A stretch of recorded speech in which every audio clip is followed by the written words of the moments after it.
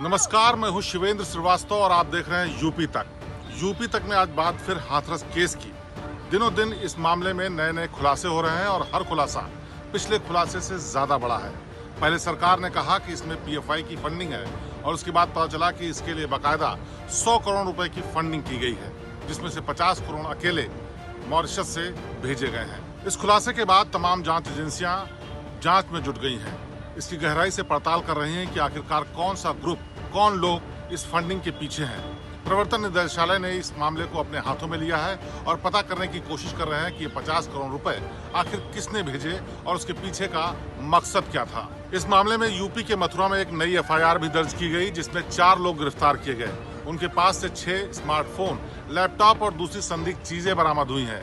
इसमें वो चीजें भी शामिल हैं जो कि वेबसाइट पर अपलोड की गई थी धार्मिक उन्माद फैलाने के लिए। जस्टिस फॉर हाथरस नाम से वेबसाइट बनाई गई थी और उसको बाकायदा यूएस में रजिस्टर कराया गया था। उसी के जरिए तमाम लोगों से चंदा भी इकट्ठा किया जा रहा था। इस खुलासे के बाद तमाम नई नई और चीजें निकल के आ रही हैं। इन लोगों से पूछताछ में भी तमाम और दूसरे लोगों के बारे में पता चला है, जिनकी गिरफ्तारी होनी अभी तय है। इसके अलावा हाथरस के मामले में एक नया खुलासा सीडीआर रिपोर्ट को लेकर के भी हुआ है। सीडीआर से साफ पता चलता है कि आरोपी संदीप सिंह लड़की के भाई के नंबर पर लगातार बात कर रहा था।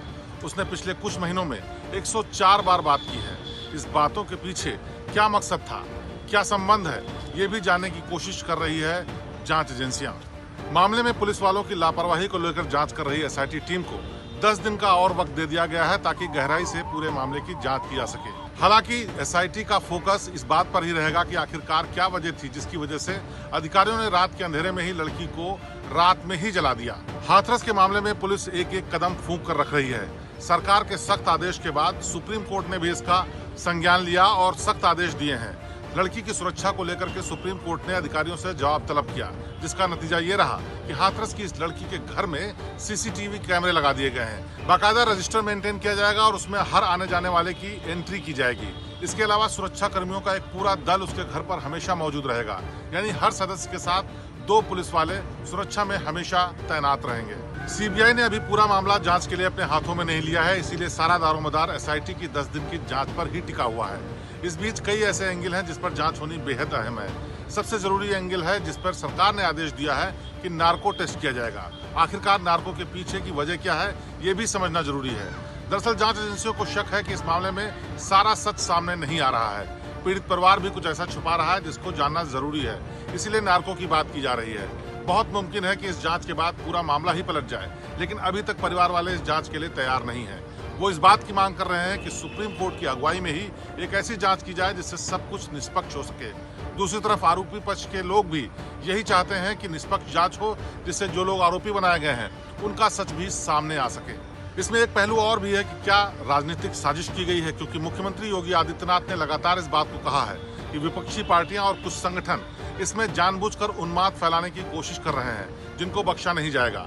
इस बात में क्या सच्चाई है, ये भी जांच के जरिए सामने आ जाएगा। और अगर ऐसा होता है तो सियासत का ये एक्सट्रीम लेवल होगा कि किसी भी मामले में संवेदनशीलता को ताक पर रखते हुए लोग सियासत करते रहते हैं और उसका नतीजा धार्मिक उन्माद और अनरेस्ट के रूप में सामने आता है। बहरहाल हाथरस की इस घटना में कई पहलू हैं जिनकी अलग अलग जांच होनी बेहद जरूरी है, क्योंकि इस मामले ने पूरे देश को ही हिलाकर रख दिया है। ऐसे में जरूरी ये है कि सारी साजिश, सारी सच्चाई का पता सबको लगे, जिससे कि ये पता चल सके कि आखिरकार इस तरह का खेल हो रहा था तो आखिर क्यों। तो हाथरस की घटना और उसकी जांच के कई पहलुओं पर ये थी यूपी तक की खास पेशकश। प्रदेश की बाकी ताजा तरीन और बेहतरीन खबरों के लिए आप देखते रहिए यूपी तक। आपसे फिर होगी मुलाकात, मुझे दीजिए इजाजत, नमस्कार।